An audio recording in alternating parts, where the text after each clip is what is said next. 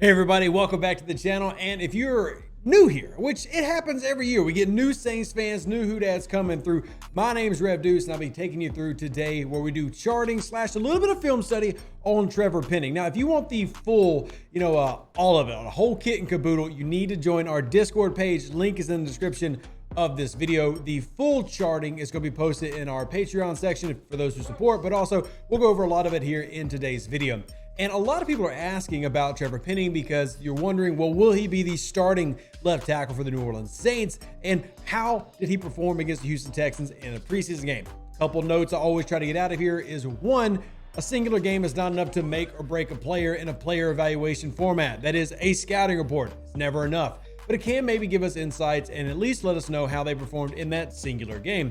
And then two, just in case you're not familiar with who I am Rev Deuce, runner of the Who-Dat Confessional podcast. I used to write for The Athletic as well as a few other publications, and I was trained as an NFL scout by the Scouting Academy, particularly focusing on the New Orleans Saints, and that's who I've worked with the most. And I've had scouting reports used by a couple different teams around the league, and I'm proud of that. But I just like football, which hopefully you do too if you're here. So what we're going to do is go over my charting and a few different things. Now, if you're not familiar with my charting, I guess I should go ahead and put it on the screen. Now, this is this past week. So how we do the charting, real basic, is 1-1 neutral. So as in one loss neutral. Now you can also change that format up and go for it to be a little bit more harsher grading in terms of you can have 2 for good, so great, good, neutral, then bad and worst. The only distinction I really make here is good, neutral, bad, and then tackle for loss / sack is going beyond the negative, and penalties as well. So you can see that laid out. Now, many of you are going to probably look at the top right of your screen and go, well, that doesn't seem like Penning did as bad as I thought he did. And just to add another reference up here. Now, many people who follow the channel know that I am not a big fan of PFF grading, but because many people are, and my opinion is not the only opinion in the world, here is how he graded with Pro Football Focus for week 1. You see an extremely positive run game, and then a very negative pass game. But what did the charting say, and what did the film show when we go play by play? I want to focus on a few different ones here early on.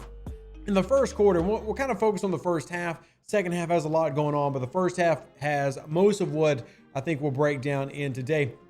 But you see, we've got a lot of positive in the first quarter, which I think is good. And you have a couple of pass reps in here. You'll see on the left side, denoting the pass reps with P/R. And you see almost all green or neutral. Neutral reps do not necessarily mean a loss. It can mean that you had like a half win, like initially jumping into your 45 pass set. You got good hands-on, good foot movement. Everything was in sync, but maybe you didn't carry through and finish very well. Maybe you lost it towards the end, or maybe you lost in the very beginning, but you recovered well, thus creating a neutral rep. So many of these reps can be subjective in how you end up grading them. I'm going by what I know from working with players and the team as well as my training, but keep in mind that you could see things a little bit differently, and that's okay. So we have a lot of positive in the very beginning. One thing that I think is immediate to see with Trevor Penning, and this really kind of verifies it, is look at the pass and run block. Specifically, look at the run block here. 21 positive run blocking plays, only 3 neutrals, and then 4 negative. That is a huge swap. I mean, that's really what you're looking for here. And I will admit that I tend to grade the passing a little bit harsher than I do the run.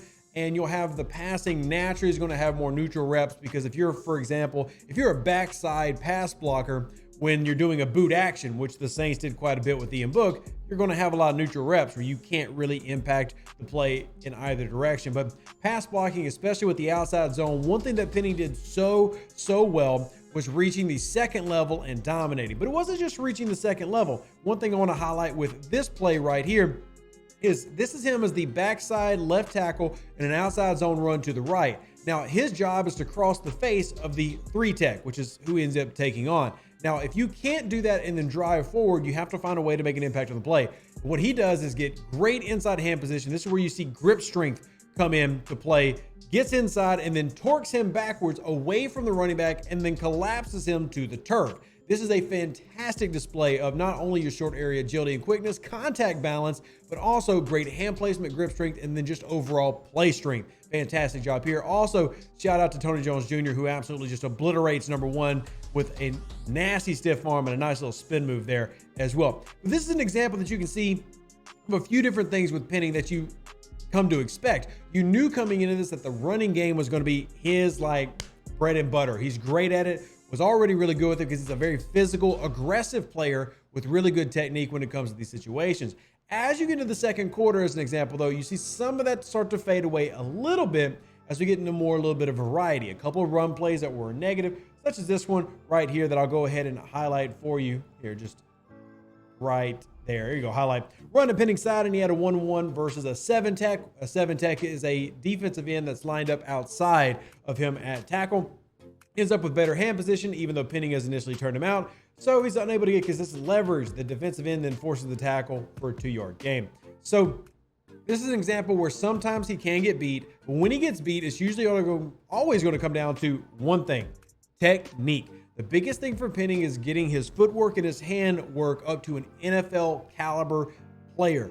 And he is a very talented physical specimen. And there are a lot of things that he already does really well. And you can see that with a lot of the outside zone runs, and you can see that like the play that we showed. But there are things that he's got to get better at. Where you can particularly see that failing is in the passing game. Now, if you go back to our original charting, seeing 18 neutral pass reps, 5 positive, but it ends up being 5 total negative. You got a holding penalty that ended up getting declined because it ended up being a sack from the other side of the line. You got a sack giving up, 3 direct pressures, not counting the sack, which have been 4, and the holding would have been 5, and then 5 reps. So really from positive negative, you're splitting it 50%, and that's not necessarily good. And the neutrals, there's a lot in there subjectively that people could have gone a different direction with.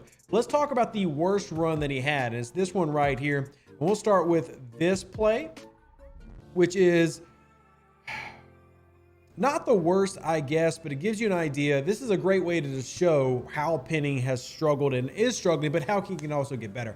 So in this play, you have the defensive end running what's called running up the arc from a wide 9 set. Wide 9 just being the alignment far outside the tackle box, outside where the tight end would be if there's a tight end there. Now, running the arc means we're just trying to shoot north and run across. It's an arc to the quarterback. Now, initially, it's not a bad job by Penning, but you see his feet not exactly quick enough to get out to the edge. And then the defensive end does a good job to dip underneath, rip through, and goes to the feet of the quarterback. Now, Penning does a great job to try to recover here by attacking that shoulder and then driving him down. Got to be very careful. This does not result in a holding penalty. But why is this important? It's technically a negative rep because he does give up the pressure, even though I think he has a decent recovery towards the end. But here's what that can result into. This right here, very next play, and this is the tricky thing with an NFL caliber player. You get into what's called a pass rush plan. That is coming in, knowing what you're going for and knowing what the goal is and building to this play. But what he does in this next play is an inside rush, and you see the 45 set means that if you saw in the first play, Penning takes a 45, which is a 45-degree angle towards the defensive end. It's a mix between aggressive and conservative. It doesn't make you jump all the way out to them, which would be a jump set, but it does allow you to break a little bit of that space and hopefully allow you to attack quicker.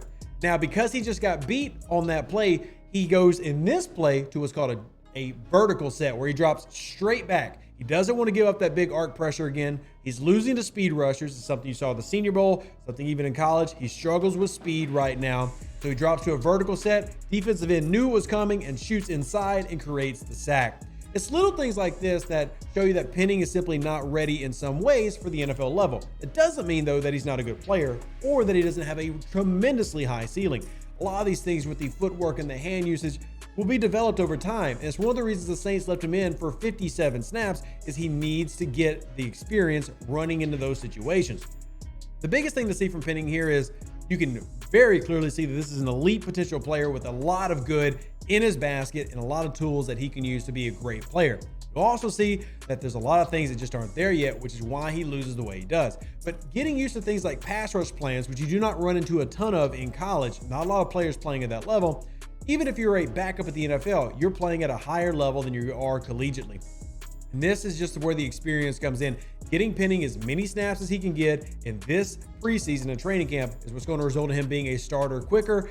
And it's okay if you have to rely on Hurst early. One reason that you see me with a lot of neutral ratings in the chart that you saw is because the Saints started using, or Pete Carmichael started using, running backs and tight ends to chip to try to help him out because he was losing to speed rushing and losing to some of these movesets. Once again, time can fix that. And if you want to be positive as a Saints fan, if you can't believe that Doug Marrone, Zach Strief, and Jari Evans can help, then who can? I think he's in a great situation to develop as an offensive lineman, and hopefully you enjoyed the video. If you did, like it and leave a comment down in the comment section below. Again, if you want to get full access to this chart, join up in my Discord, just where we share everything there. And I'll probably share a little bit of it on Twitter later as well. And last but not least, it may not seem like a lot, but it really does help out the channel if you would like and subscribe. Yeah, looks like a thumb. All you gotta do is like it, subscribe, and ring that bell every time we go live for our podcast and putting out videos like charting and film studies. It'd be greatly appreciated. Who dat? God bless. Y'all are absolutely incredible, and I'm so glad you were here with me today. I'm gonna turn off the music and roll that beautiful beam footage. We outie.